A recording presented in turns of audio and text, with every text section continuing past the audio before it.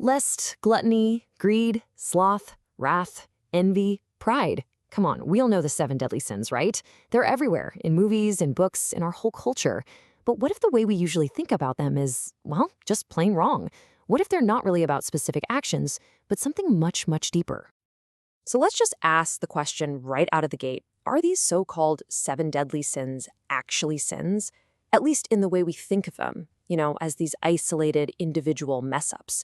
Well, the Christian tradition that gave us this list had a totally different idea in mind. You see, a much better term for them is capital vices. They're called capital from the Latin word for head because they're the head, the source of all the other sins. Think of it like this. They're not the forbidden fruit you pick from the tree. No, they're the actual root system of the tree that grows all kinds of bad fruit. It's all about our hearts, our deep down motivations, not just the things we do. Okay, so to really get this, we're going to look at them in 3 different categories. We'll start with the vices that come from an excessive love of good things. And that's the key, right? These are desires for good stuff, pleasure, food, resources that have just gone completely off the rails. So this first group includes lust, gluttony, and greed. Each one takes something God made that's good and basically puts it on a pedestal, making it the ultimate thing.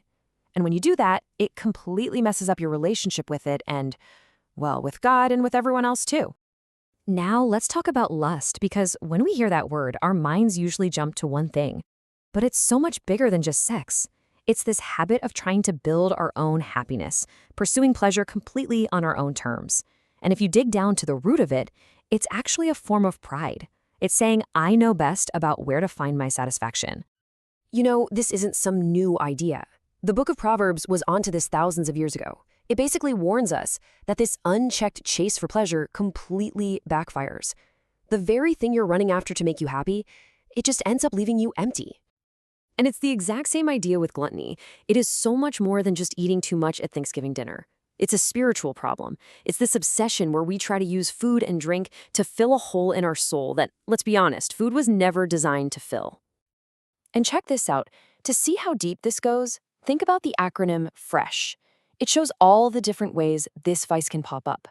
It's not just about eating excessively. It can be about being super fastidious or picky, or demanding only sumptuous, expensive food, or eating so hastily you don't even taste it.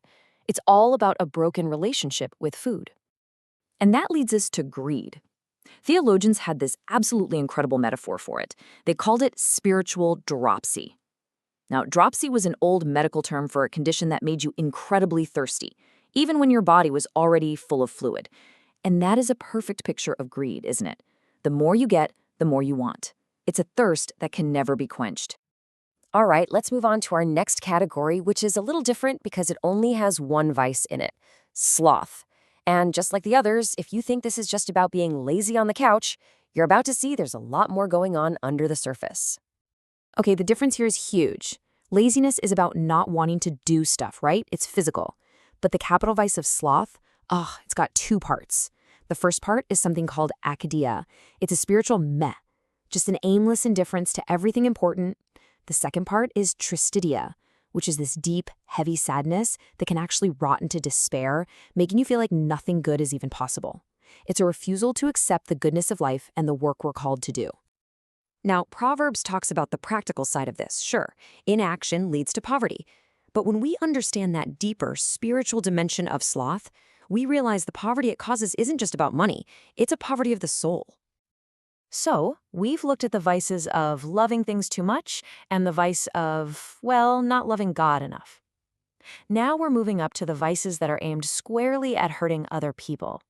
This is where a twisted love of self turns outward and gets destructive. And this category includes wrath and envy. With both of these, our focus shifts from ourselves to our neighbor, but in a way that really wants to tear them down or see them harmed. So here's the really tricky thing about wrath. It often starts with something good, a passion for justice.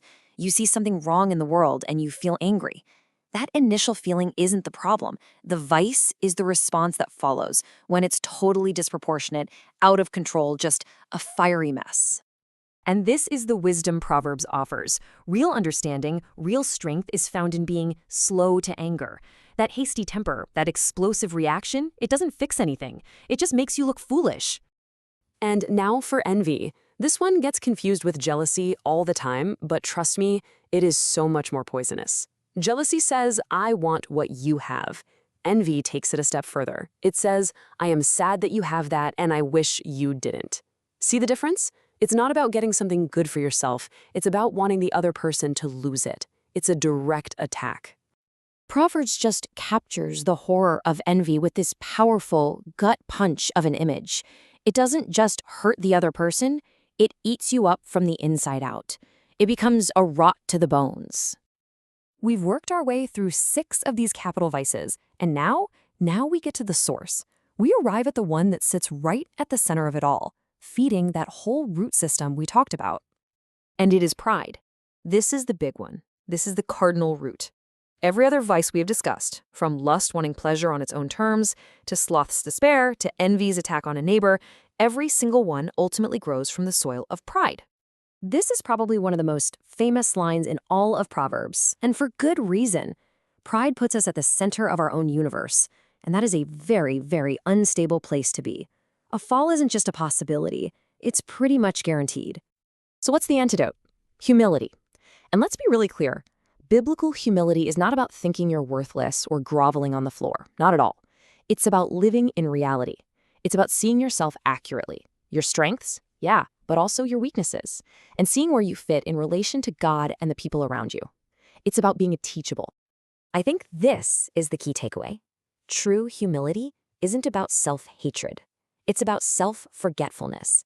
It's the amazing freedom you get when you step out of the center of your own universe and realize you're part of a much bigger, much more beautiful story. Which really just leaves us with one final question to think about. If we all know that pride is the path that leads to a fall, to destruction, what is humility the path to? Well, if you read Proverbs, it suggests that humility is the beginning of wisdom, of honor, of riches, of life itself. It's not an end. It's the beginning of everything.